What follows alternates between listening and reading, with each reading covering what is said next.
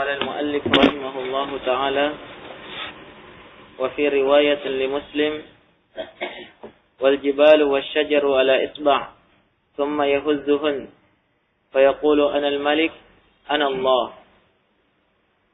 Dan di dalam sebuah riwayat yang diriwayatkan oleh Imam Muslim dalam sahihnya datang dengan lafaz dan gunung-gunung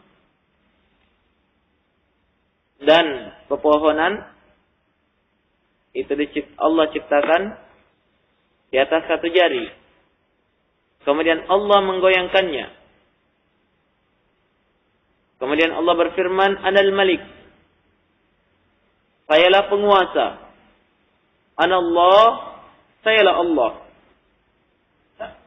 Wa fi riwayatin lil Bukhari, dan di dalam sebuah riwayat yang diriwayatkan oleh Imam Bukhari datang dengan lafaz yaj'alus samawati ala isba'. Allah menjadikan langit-langit itu di atas satu jari. Wal ma'a was-sara ala isba'. Dan Allah menciptakan air dan tanah di atas satu jari. Wasairal khalqi ala isba', dan seluruh makhluk itu pun di atas satu jari. Perhatikan ikhwan, seluruhnya dalam riwayat yang sahih. Allah menciptakan makhluk dengan usaha yang sangat mudah. Dan tidak menyulitkan Allah Subhanahu wa taala dalam ciptaan ini.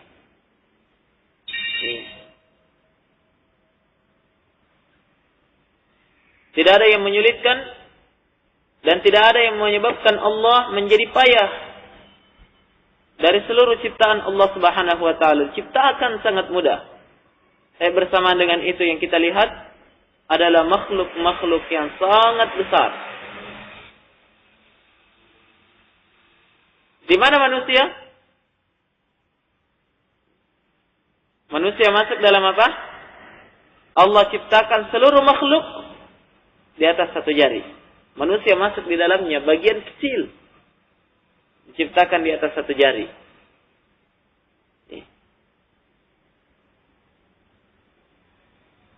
Maka dari itu Allah menyebutkan wa ma massana min lughub.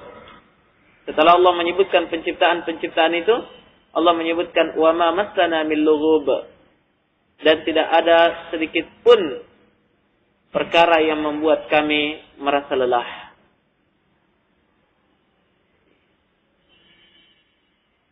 Wali muslimin, dan di dalam sebuah riwayat yang diriwayatkan oleh Imam Muslim, ini dalam hadis yang lain ya.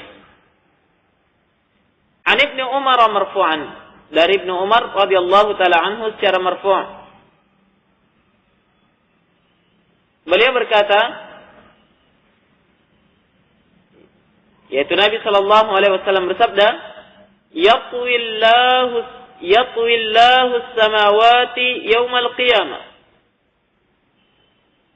ثم يأخذهن بيده اليمنى ثم يقول أنا الملك أين الجبارون أين المتكبرون ثم يطوي الأراضين السبع ثم يأخذهن بشماله ثم يقول أنا الملك أين الجبارون أين المتكبرون. Dan diriwayatkan oleh Imam Muslim dari Ibnu Umar secara marfu', Rasulullah sallallahu alaihi wasallam bersabda, Allah Subhanahu wa taala menggulung seluruh langit pada hari kiamat. Kemudian Allah menggenggamnya, Allah mengambilnya dengan tangan kanannya. Kemudian Allah berfirman, sayalah penguasa. Ainal jabbarun, mana orang-orang yang sombong? Ainal mutakabbirun, mana orang-orang yang congkak? Dicari oleh Allah Subhanahu wa taala pada hari kiamat setelah langit itu digulung. Dan Allah mengambilnya dengan tangan kanannya. Tsumma yatwil aradina sab'a. Kemudian Allah Subhanahu wa taala pun menggulung bumi yang 7. Ya. 7 lapis bumi Allah gulung. Tsumma ya'khudhuhunna bishimali. Kemudian Allah mengambilnya dengan tangan kirinya. Kalau langit tadi dengan tangan apa? Tangan kanan. Kalau bumi dengan tangan kiri Allah mengambilnya setelah di gunung. Tsumma yaqul, kemudian Allah berfirman, Anal Malik, sayalah raja pada hari ini. Ainal Jabbarun? Ainal Jabbarun? Di manakah orang-orang yang congkak? Ainal Mutakabbirun? Manakah orang-orang yang sombong?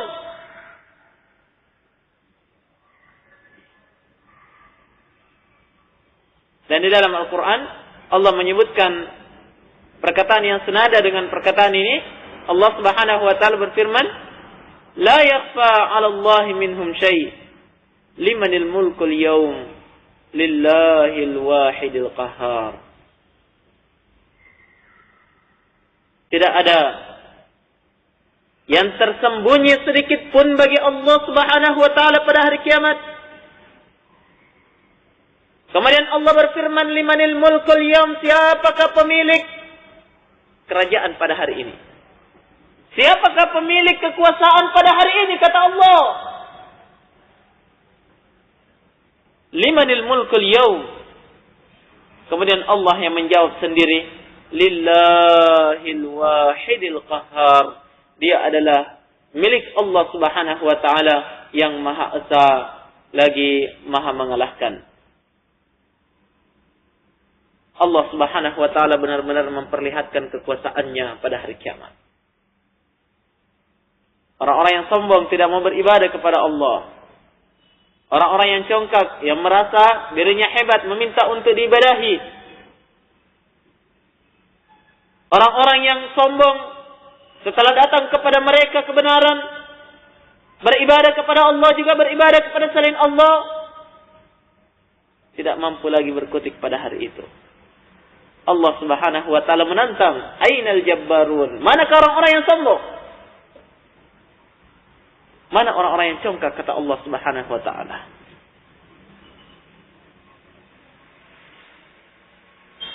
Wa ruwiya 'an Ibnu Abbas radhiyallahu taala anhu qala, Mas-samawatu as-sab'u wal araduna as-sab' fi kaffir rahman illa ka khardalatin fi yadi ahadikum. Dan diriwayatkan pula dari Ibnu Abbas. Beliau berkata, ini perkataan Ibnu Abbas ya, asar dari beliau, tidaklah 7 lapis langit dan tidak pula 7 lapis bumi pada hari kiamat nanti kecuali berada di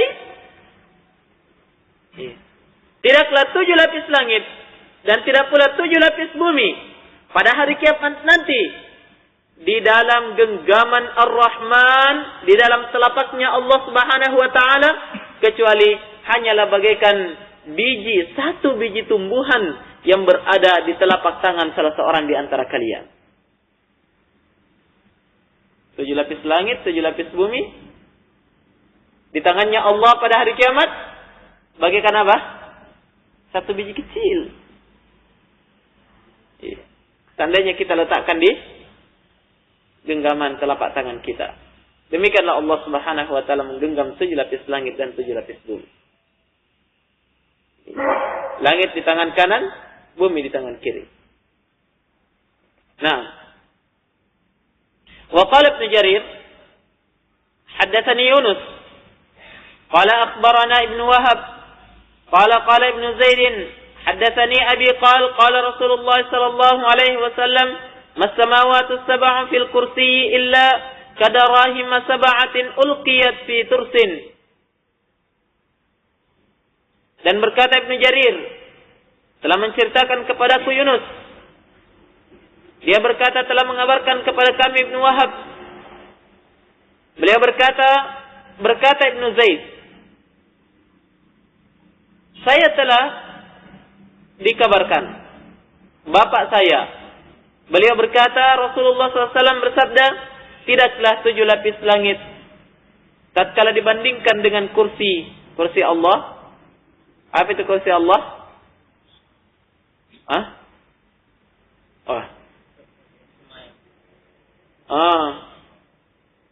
Arsy lain. tempat Allah beristiwa. Kalau kursi dijelaskan oleh Ibn Abbas, mawdi'u qadamair rahman. Dia adalah tempat kedua kakinya Allah Subhanahu wa taala. Tidaklah 7 lapis langit tatkala dibandingkan dengan kursi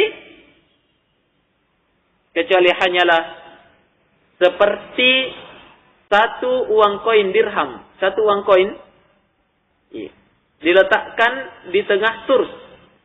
Turs itu sesuatu yang terbuat dari kulit atau yang semisalnya untuk melindungi ketika seorang berperang. Tameng ya? Iya. Satu uang koin diletakkan di atas tameng. Iya. Waqal qala Abu Dzar, dan berkata Zaid bin Thabit yang dimaksud di sini, Abu Dzar berkata, saya mendengar Rasulullah SAW bersabda, mal kursiyyu fil arsy illa ka halqatin min hadid. Dan tidaklah kursi itu tatkala dibandingkan dengan arsy-nya Allah, beda ya kursi dengan arsy. Dibandingkan dengan arsy Allah Subhanahu wa taala, kecuali hanya seperti satu gelang kecil yang terbuat dari besi. Ulqiyat baina dhahrai falatin minal ard, yang dilemparkan di tengah padang pasir. Satu gelang besi dilemparkan ke tengah padang pasir. Seperti itu perbandingan antara apa tadi? Kursi dengan arsy. Mana lebih besar? Lebih besar arsy. Arsy dibandingkan dengan kursi sangat kecil. Kursi dibandingkan langit sangat kecil. Terus manusia dibandingkan dengan langit,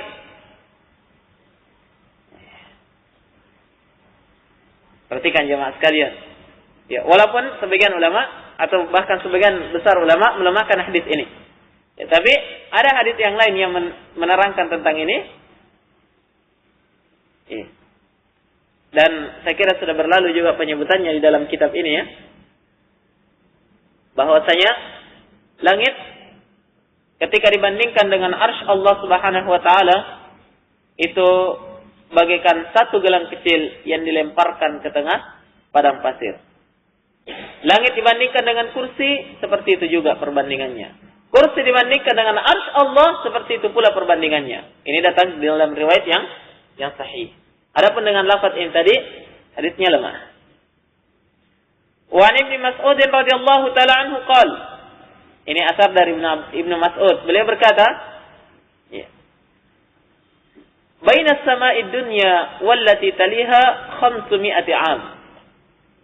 Antara langit dunia, apa itu langit dunia? Langit yang paling di bawah.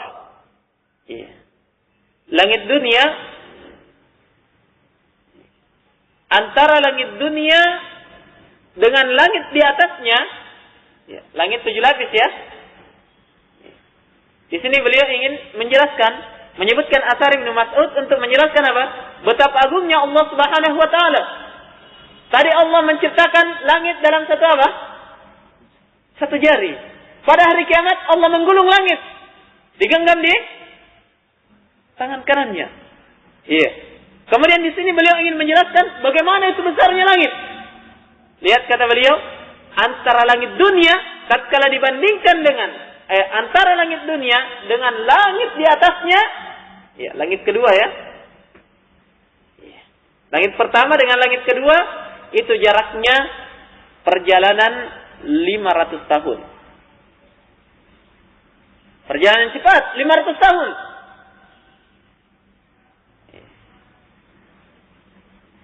Wa baina kulli sama'in wa sama' 500 'am. Dan antara langit ke langit berikutnya sampai langit ke-7, ya, langit kedua sampai langit ketiga, ketiga sampai keempat, empat sampai kelima dan seterusnya, itu seluruhnya jaraknya sama. Perjalanan 500 tahun. Sementara tadi Allah menciptakan di mana? Di atas satu jari. Perjalanan 500 tahun. Wa bainas sama'is sabi'ati wal kursi 500 'am. Dan jarak antara langit yang ketujuh dengan kursinya Allah itu juga perjalanan 500 tahun. Wa bainal kursi wal ma'i 500 'am, dan antara kursi dengan air itu 500 tahun pula perjalanan. Air apa yang dimaksud ini?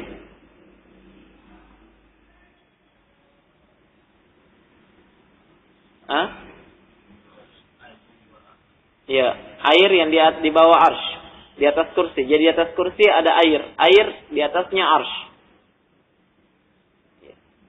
Antara kursi dengan air itu juga jaraknya 500 tahun perjalanan.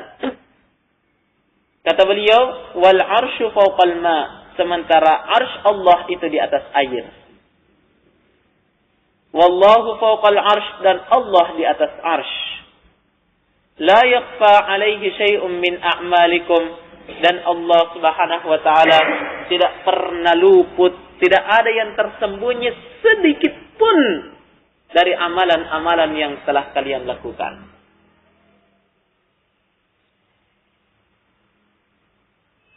Zatnya Allah Subhanahu wa taala tinggi.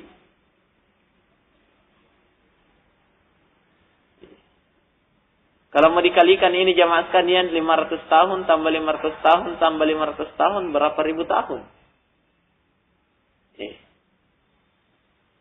Tapi Allah tidak pernah luput sedikit pun, tidak ada yang tersembunyi bagi Allah dari amalan-amalan yang kita lakukan sedikit pun.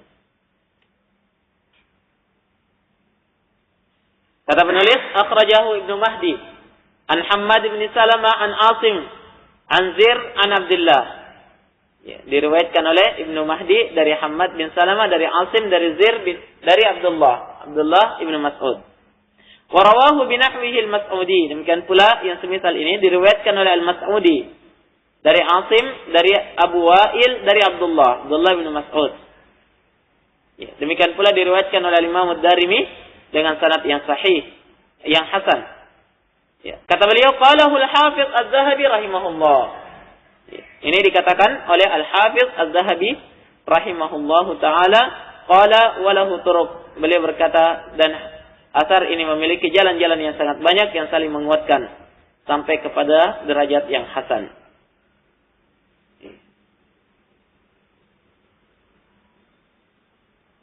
Wa an Ibnu Abbas wa an al-Abbas ibn Abdul Muttalib qala Rasulullah sallallahu alaihi wasallam, hal tadruna kam baina as-sama'i wal ard? Qulna Allah wa rasuluhu a'lam. Qala bainahuma masiratu 500 sana. ومن كل سماء إلى سماء مسيرة 500 سنة وكتف كل سماء مسيرة 500 سنة وبين السماء السابعة والعرش بحر بين أسفله وأعلاه كما بين السماء والأرض والله سبحانه وتعالى فوق ذلك وليس يخفى عليه شيء من أعمال بني آدم أخرجه أبو داود وغيره. Dari Al-Abbas bin Abdul Muttalib. Siapa ini? Paman Rasulullah sallallahu alaihi wasallam. Beliau berkata, Rasulullah sallallahu alaihi wasallam bersabda, tahukah kalian berapa jarak antara langit dengan bumi? Kami berkata, Allah dan Rasulnya yang lebih mengetahui. Nabi bersabda, antara langit dan bumi itu perjalanan 500 tahun. Dan dari satu langit kepada langit yang lainnya itu perjalanan 500 tahun pula. Dari bumi ke langit perjalanan 500 tahun.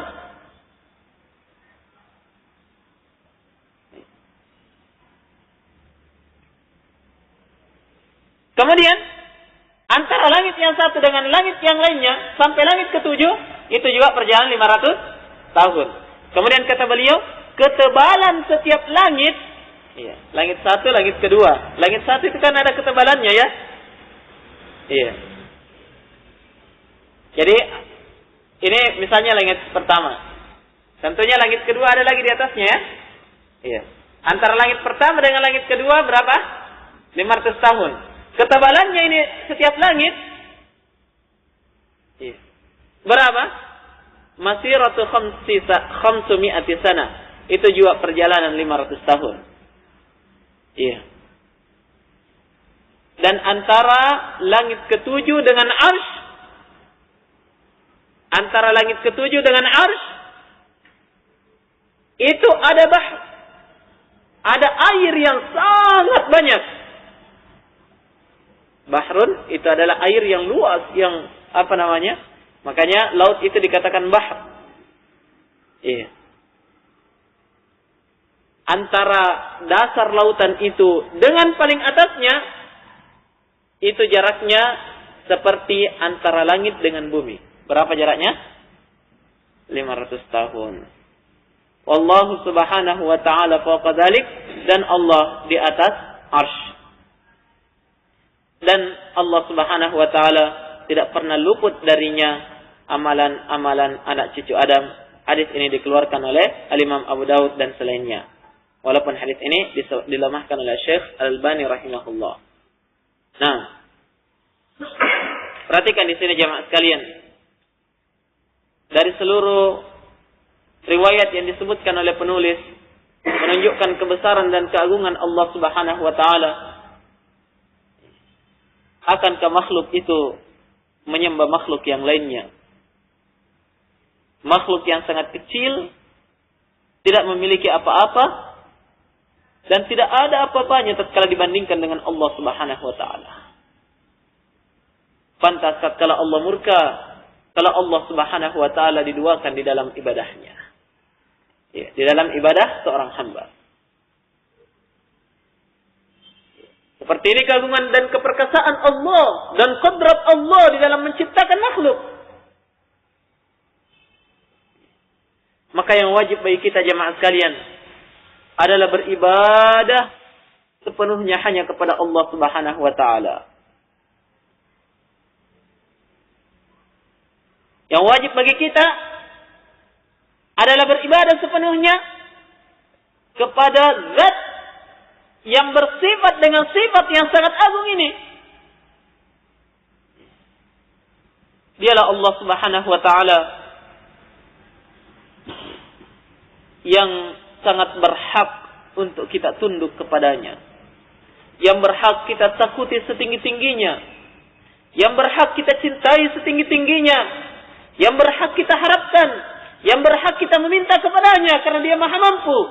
Yang berhak kita mengadukan seluruh problematika hidup kita. Yang berhak kita serahkan seluruh sembelihan kepadanya. Yang berhak kita berikan segala-galanya dari segala macam bentuk ibadah hanya kepada Allah Subhanahu wa taala. Benar-benar jamaah sekalian, bab yang terakhir ini adalah bab yang sangat agung, menerangkan betapa keagungan Allah Subhanahu wa taala, keperkasaan dan kehebatan Allah Subhanahu wa taala dalam menciptakan makhluknya.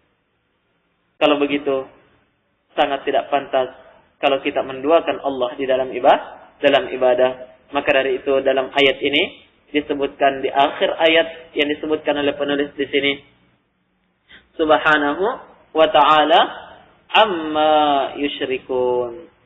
Maha suci Allah dari seluruh yang mereka persyarikatkan.